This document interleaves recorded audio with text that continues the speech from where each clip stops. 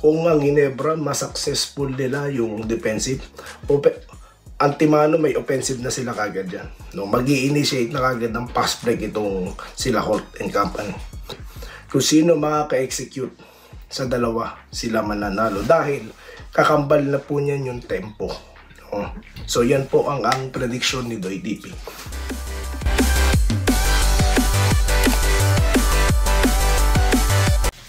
Yo, what's up guys? Welcome back dito sa Denriga, Doy TV Sports. Well, pag-usapan guys, ano pa ba? Yan po, no, ang pagkapanalo po ng TNT at ito pong Barangay Ginebra. Ayan, nako po. At mga pa-shoutout, bago po yan, magpapasal muna sa inyo si Doy TV. Salamat po sa mga nanonood, patuloy na nanonood at sumusuporta. Ganon din po sa followers ng Facebook. Kami po nanonood dyan, maraming salamat. Okay, follow na po kayo guys. So, TNT, tinalo po ang Rain or Shine. Okay, so nakita na naman natin ang total display of domination po ng TNT. Okay, so pinapatunayan talaga nila na hindi kami asa sa import. So, yan na po, no? So, yung sinasabi ni Coach Shenggao, nakapatunayan dito. So, TNT won. Okay, congratulations sa ating mga, katropa dyan. Dito naman tayo sa Banggaang Ginebra, San Miguel, no? Akala natin, no, sa first half, tapos na ang boxing. Pero, NSD pa rin talaga, no? At ano bang sabi ko sa prediction ko? Ginebra will be a defensive team for tonight's game. Di po ba? At kapag na-execute nila ng maayos yan, which is what they did in third quarter, alam na this, di po ba? So, yan. Yan po ang ang nabasa ko bago ang laro, no? San Miguel will definitely portray their inside and outside combination. Kaya sabi ko, they have the package, they have the barrage of offensive players that that will really, make a huge damage po sa depensa ng Ginebra. Kaya nga po magiging defensive team ang Ginebra, which is what we saw, no? Okay? So sa third quarter, dun po, dun natin napanood kung paano, no? At yung sinasabi ko nga na hindi kailangan magsabay yung Troy Rosario at Aguilar. Bakit? May Adamos ka, meron kang Aguilar, yung Raymond, di po ba? So you will able to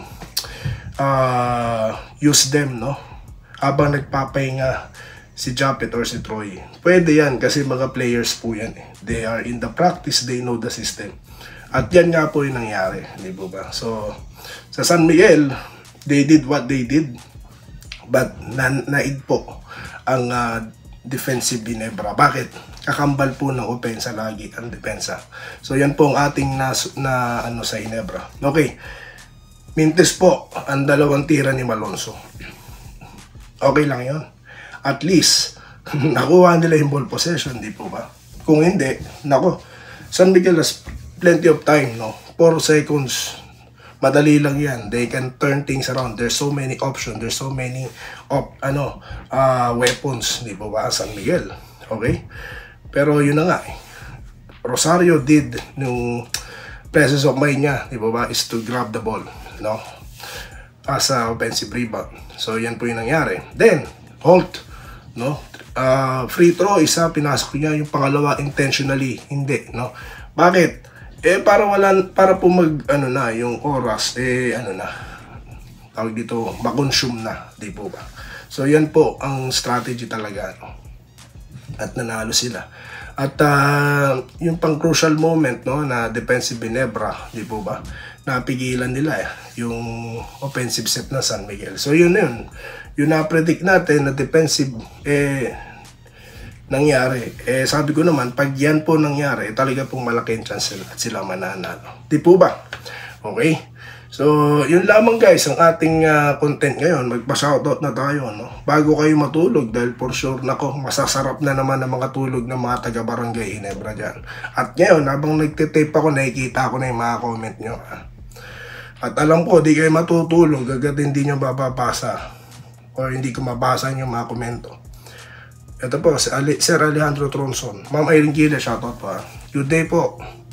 Go Barangay Ginebra, NSD. Joseph Pineda, nagpapa-shoutout din po. Nawala po ako sa mga shoutout nyo. Always present naman. Pasensya na po, no? Medyo tayo, malat-malat. Kaya di po tayo nakaka-extend ng mga shoutout, no? So, yan po, no? Yan pangalawa kayo. Pangatlo, actually. Sir Willie Bardahe, ayan, lagi rin nandito, no? Baka na, first game, mga, grabe, hindi naman po lower. Okay, dito tayo kay Bobby Kabating, Bobby Payawal, no? Shoutout po. Baka na, go Ginebra daw po for the win. God bless you always. Sa inyo rin po, no? Shoutout po, taga Tanay Rizal, no? Galing po kay Sir Bobby Kabating. Dito tayo kay Evelyn Fadrilan, no?